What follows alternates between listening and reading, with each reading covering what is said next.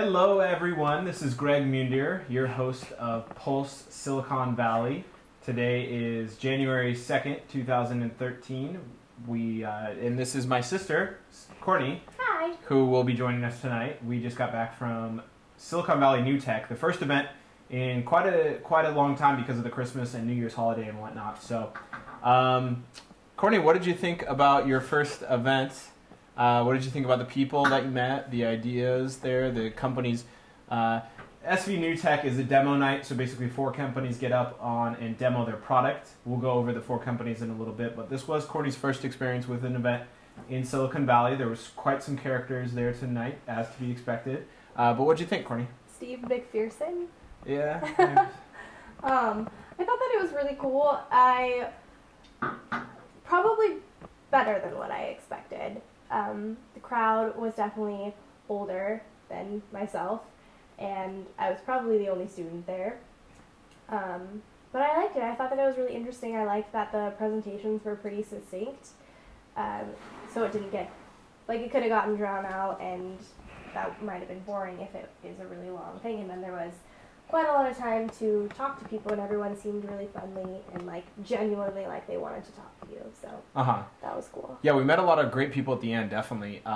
Courtney's looking for a job now that she'll be graduating school next year, and I told her to start coming to these events with me, and we did a good job of really meeting a lot of great people afterwards. But let's get to the companies that we're actually demoing tonight. So we came a little bit late. We missed the first one, MoodMe. I just looked on the events roster. It looks like it's an app of some sort that can help you share your mood with friends, but we won't elaborate on that because we did not see them present. But we came into the tail end of the NoRedInk presentation. I've seen them before, heard about them a little bit before. Basically, the platform looks like there's this whole big reform and movement in education and making all these great consumer apps we have, consumer-facing apps, more available to teachers to make better use of their time.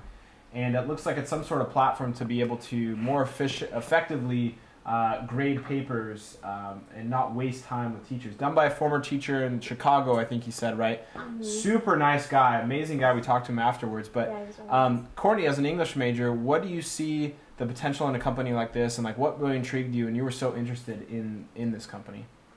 I think it just having to do with an education aspect. I never really thought that I would go into teaching, but I like everything behind it. I mean, I love school.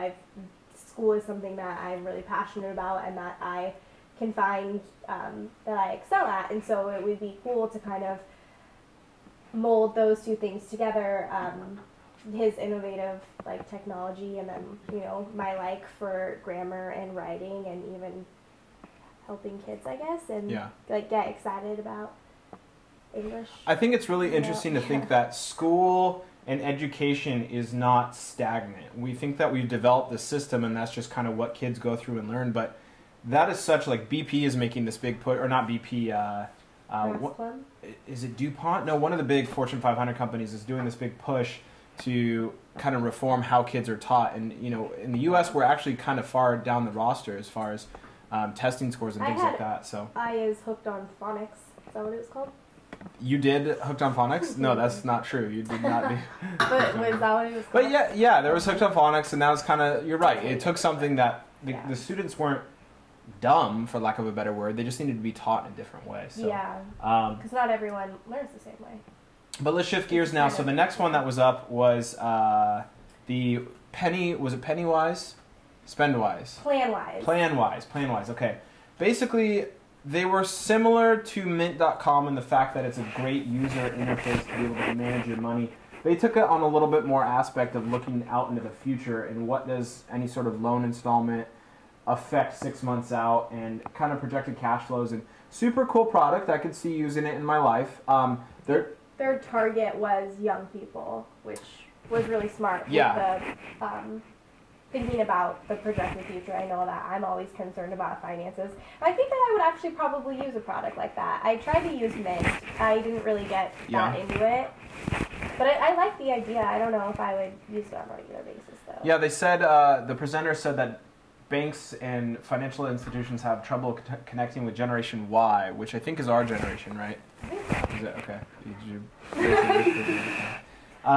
So their model, though, was to sell to tier 2, 3, and 4 banks that don't have the scale to be able to build the systems themselves internally. You know, Wells Fargo, Bank of America, they can build these products, no problem. They have the resources to do that. But they can actually, their customer would be the banks that can offer this to their end users, the consumers. And it's valuable to them because, one, it's a great thing that they can advertise that our bank has this great platform. And maybe even after time, it will become kind of standard. And if a bank doesn't have it, it'd be abnormal. But two, their banks can get an insight on what their customers are doing, what they're preparing for, what type of loans they're looking at. And if they're running scenarios for a car loan, it's probably because they're looking at getting a car loan and they can offer the right product for that. So very well aligned in that. So the final one, which I'm the most excited to talk about, is Izak, which was it AZAK? We'll put the link down at the bottom of the page here. But super, super cool. Basically taking a search engine as we know it and just turning it upside down. They basically came on stage and said, look,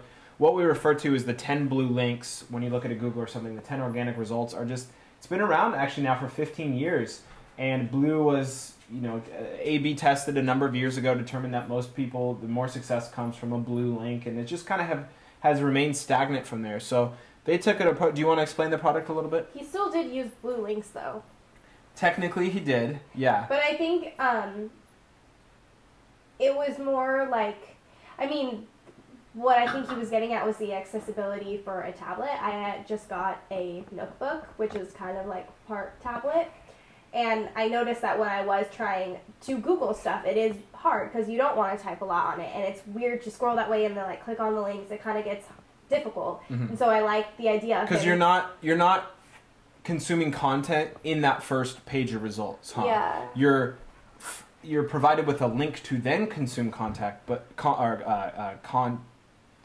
what word am I looking for? Content. Yeah. But in itself, it's not built into the system. Where this new one has much more content built into the first search function, right? Yeah, and it seems like you could use it easier. It's like it's scrolled left to right, instead of like you scrolling up and down, kind of. Two-dimensional. Yeah. Like it'd even be more helpful on an iPhone to have it that way, which is why they have mobile sites instead of the full site versions, because they're really hard to use when you have to zoom in, and it's the same kind of thing on a tablet. You don't have that mouse. Yeah. So I don't know. I would definitely use it. Like I'm gonna get it when it comes out. Yeah. Tomorrow. It actually launches tomorrow. So depending on when you see this video and when we publish it tonight, it will most likely be live. Again, we'll put a link at the bottom. Really recommend checking it out. The guy who's doing it, super cool guy. We got an opportunity to talk with him. They've also been funded $55 million in their company as a whole without any revenue. So the people at the top that make these calls, the investors, are seeing the potential in this. It's really quite groundbreaking. And I asked a question during the audience Q&A. A lot of these products kind of come along that kind of take Google's information, the hard work, the backbone, and move it around a little bit, make it a little bit different of a user interface. I asked them, and I thought the question would be, no, do you index your own data? In other words, do they go out to the internet and take all this data, aggregate it, and then decide how to present it to the user? That's the magic of Google. They're the best at doing it. They do it themselves. It's incredible. And they've taken a whole new approach, too, of really eliminating spammy websites. Whereas they say Google isn't so quick to eliminate these websites because it still contributes to their bottom line a lot. They said that the Panda updates, which if you're familiar with SEO terms, were a few months ago, Google really cracked down on eliminating another subset of spammy websites. They said those were actually in response to what they're doing when they sent out some press releases. So Google has their eye on these guys. They've got some good things coming. I was excited to see this one. Is spammy a word that the techies use? Because I've never heard that before. Spammy? Yeah, like a spammy email. Yeah, absolutely. Well, I mean, you know what spam is. Yeah. But spam-y in that context. Spammy. Yeah, I think it's just a different adaptation of the word. But so that's tonight's event. Courtney, in summary, what'd you think? What would you recommend to people maybe coming to Silicon Valley and going to events like these, or what would you recommend to our viewers that like to learn about new products? Yeah, I'd say definitely go. I would recommend it. I'm gonna tell my friends who are in the same situation as I am, just graduating college and looking for a way to get a head start in the economy when it's really difficult to find a job, even if you're going to be a UC Berkeley grad. It's really, really hard. And so I think that it's really smart to get your foot in the door in any way possible. And this is a great way to do it. Yeah, absolutely. So You heard it first here, guys. This is what we're going to be doing. This is only our third installment, and basically every night we go to an event. We're gonna come to you with the latest and greatest innovative companies that are coming up.